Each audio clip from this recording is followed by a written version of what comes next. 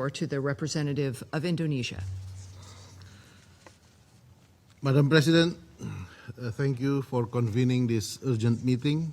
With France, Indonesia requested this meeting as a testament of Indonesia's long-standing commitment and continued contribution to peacekeeping operations since 1957. I also thank the briefers, USG Lacroix, ISG Harry, and USG Fletcher. I should also like to thank you, Madam President, for giving me the floor to express the sense of grief, anger, and frustration of over 285 million people of Indonesia. I am sure that this sense of grief, anger, and frustration is widely shared by the people of the world. I am heartened by the pouring of expression of condolences, support, and solidarity from the members of this Council and the wider international community. Let me begin by honoring the memory of the fallen soldiers of peace by calling their names in this august chamber. Zulmi Aditya Iskandar, Major, Infantry, 33 years young.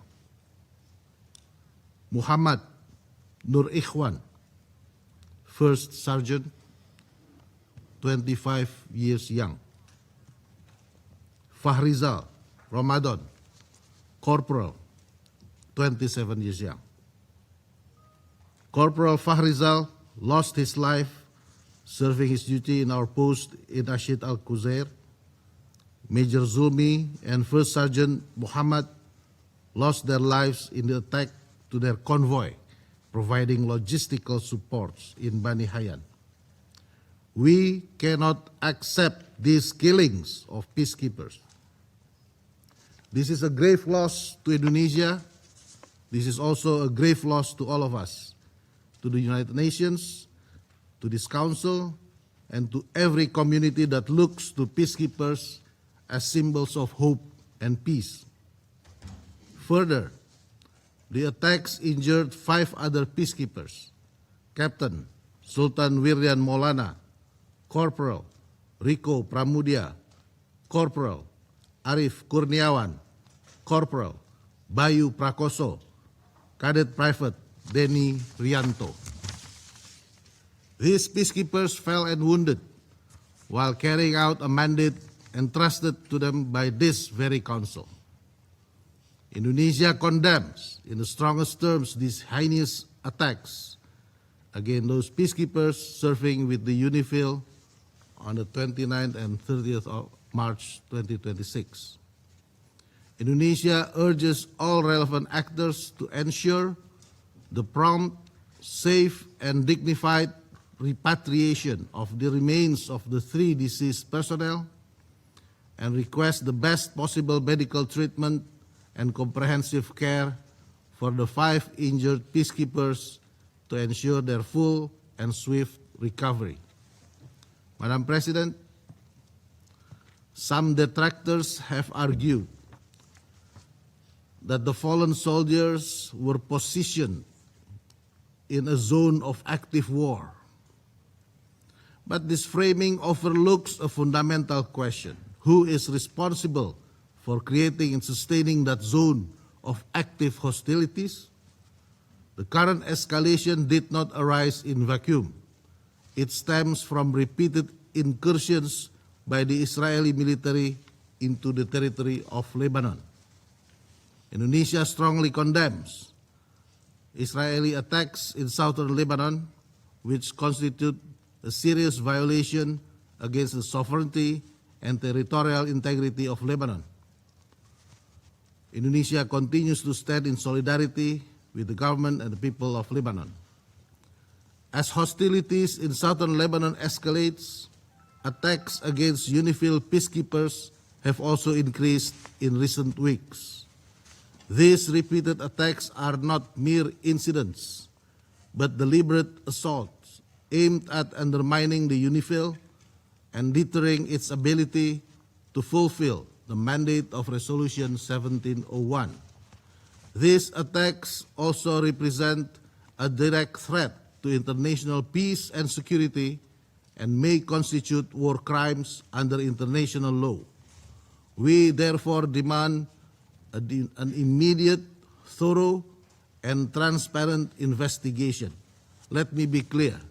We demand investigation by the United Nations, not excuses from Israel. We demand the Security Council to keep abreast of the investigation and to immediately follow up the results. We demand that the perpetrators must be held legally accountable. Immunity must not become the standard, and attacks against peacekeepers must not be repeated nor tolerated. We also demand a firm guarantee from all parties involved, including Israel, to uphold their obligations under international law, to immediately cease attacks and aggressive behavior that endanger UN personnel and property, and to refrain from any action that further escalates the hostilities.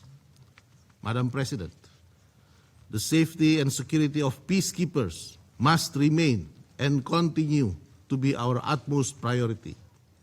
Amid escalating hostilities, the Council and the Secretary General must immediately implement emergency measures to ensure the full protection of UNIFIL personnel and assets. This include review of security arrangement protocols and activation of contingency and evacuation plans commensurate to the developments on the ground. We must leverage all political and diplomatic means to de-escalate the situation. The Security Council must reaffirm the foundational principles that guarantee the safety and security of UN peacekeepers. It is imperative for the Council and the wider international community to take immediate and decisive action to protect those who protect peace.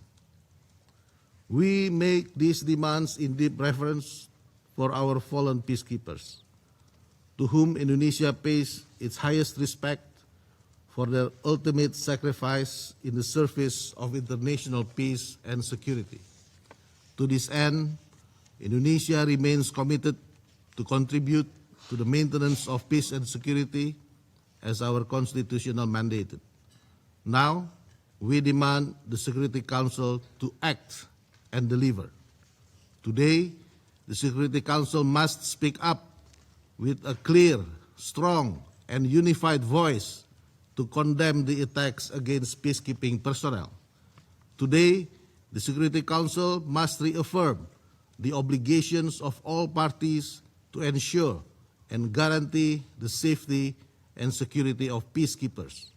Today, the Security Council must take decisive action to prevent future hostilities and attacks against peacekeepers. No more attacks. Thank you. I thank the representative of Indonesia for the statement. I now give the floor to the representative of Poland. Kecepatan informasi dan akurasi data adalah komitmen kami.